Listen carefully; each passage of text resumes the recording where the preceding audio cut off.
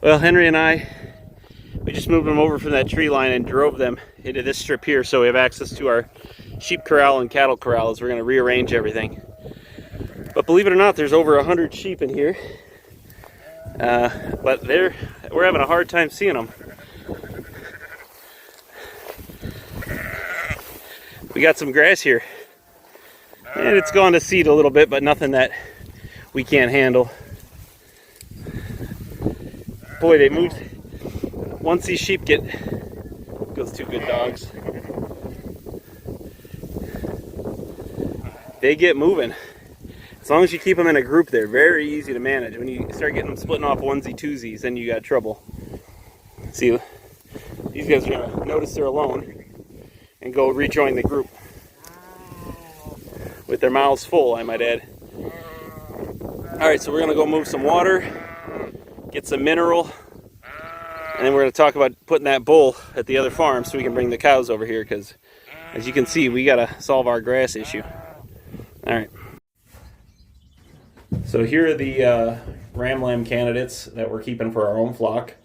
We're going with all white. Why are we going all white, Henry? They don't retain as much heat. Right, so we're putting them on almost a no shade environment, so we're trying to get rid of the color out of our flock. But we have what we think is like 4 really good ones and kind of a littler guy right here, but he's just got a big set of. We just think he might do something based on his hooves and his nuts and everything. So we're gonna just try him out. But this guy right here in the back corner is an absolute beast. I picked him up and he weighs more than, I'd say he's probably all of 60 or so pounds. So pretty happy with what we pulled out of here. Henry and I sorted through all the lambs, picked these out and castrated the rest yesterday, and now these guys are going in with the main rams. We're cycling out all but the main white ram from last year. Everyone else is getting cycled out, so this is our new crop. We're at the ram pen here. They're, I wouldn't say they're trimming my yard. They're trimming like the little bits of ground around my house that aren't quite in the fields. And look at the ram lambs. I put them in. There's the Teresa dog. This is the new puppy. She's learning the ropes from the rams. What a fine looking bunch of ram lambs, huh? I'm keeping every one of these. It gives you some perspective. These are 2-month-olds, and those are all at least a year or 2 old. These things are gonna be studs. I'm very pumped on this. It's very cool. So these are the ones we're gonna let grow out and see. There's one littler one right there, but then I got some absolute monsters on the either end. We're just gonna see what works. You know, I don't really need, what did that be? 6, 7 rams. So, you know, if it works, it works. This dog has really turned out. This is my perfect kind of dog. So lazy, she can't be bothered until she hears something, then she barks up a storm. It's perfect. All right. Here, let's give you the idea of the size of some of these suckers. This is a 4-year-old or 3-year-old ram. 3-year-old ram.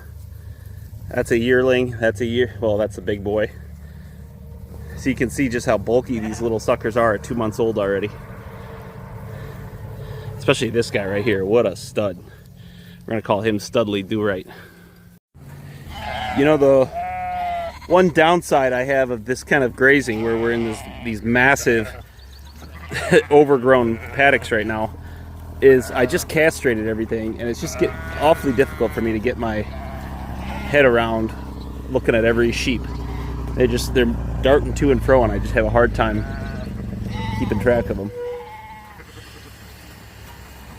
I wonder if that guy should air brake some more. But anyway, both dogs are staying in on the new property. We got all the sheep over here. I don't see anybody lying down, but I'm just gonna kind of scoot around and see what I can see. And this has been 3 days of grazing in this paddock. That's way longer than I normally have them sit in a paddock, but I'm just trying to get a handle on, I don't know what to do for sizing over here. There's just so much stuff over here. And that's a good problem, I guess, but I'm definitely making the paddocks too big, and I'm going to kind of shrink them down oversized until I find what's right for these numbers. Look at the absolute trample we're getting on this. I definitely just need more sheep. If I had like 500 sheep, I think I'd be happy as a clam. But they're eating some of the leaves off the kale. Here, I don't really get a little closer. Everything they can reach basically is getting nipped. You can see it right there too. Right there. So I think the plan is to come behind these guys and I don't know. Do I waste time brush hogging or not? I gotta figure it out. I think old Sheppy missed me. She's been following me around as I've been looking through the sheep. What do you think, pupper, huh? Yeah, you're a good dog. Anyway, I'm very pleased with this, though. Look at the... That's all going to be making excellent new ground. A canopy over my soil life. It's excellent. Oh, gross. Let's just see if I can get that off. Oh, well, whatever. All right. Well, we got the sheep moved into the new paddock. You can see there's just a crazy amount of stuff here. I just want to give my thoughts on this grazing mix I put together, particularly around this kale stuff, this tall stuff that really bolted out. So, just give you an idea, I came behind and clipped them because when I came out here this morning and moved them, I looked, it looked like there was a lot left, but then as I looked closer, the grass was, grazed, I'd say, pretty well. But the kale made it look deceiving, and they had stripped most of the leaves off of it. So this is just more of a visual aid for me to have an idea of the progress of regrowth, if that makes sense. But they grazed it really well. I was very surprised and impressed by it. Some downsides. It makes it very difficult to, how do I say this? To see your sheep. Hang on, I gotta put this post and tighten that up a little bit. And there's 120, 130 sheep in here. Obviously it gets easier day over day. But if, I like to put my eyes on them visually every day, it's a little difficult.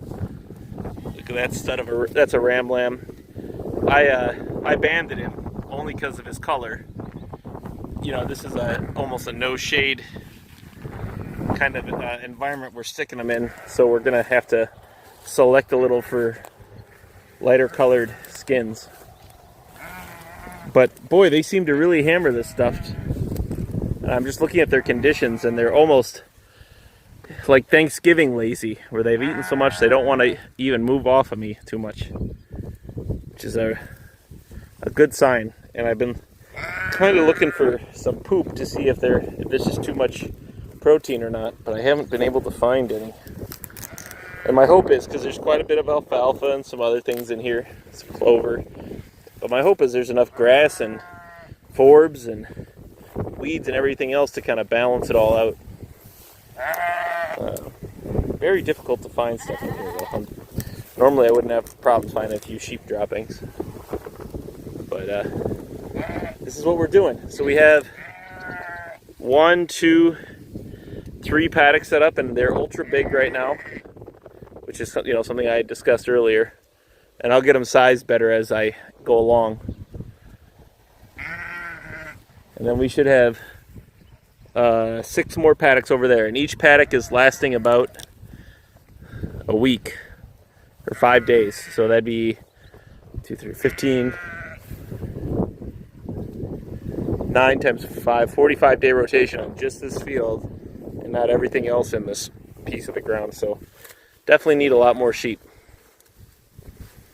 We're working on it. We'll have some news on that front coming up later this summer. I think I'll wrap the video there. This has been a ton of little thoughts and collections of just stuff that I'm doing and looking at and thinking about. Might not be the most interesting thing, but we're just kind of in the routine right now.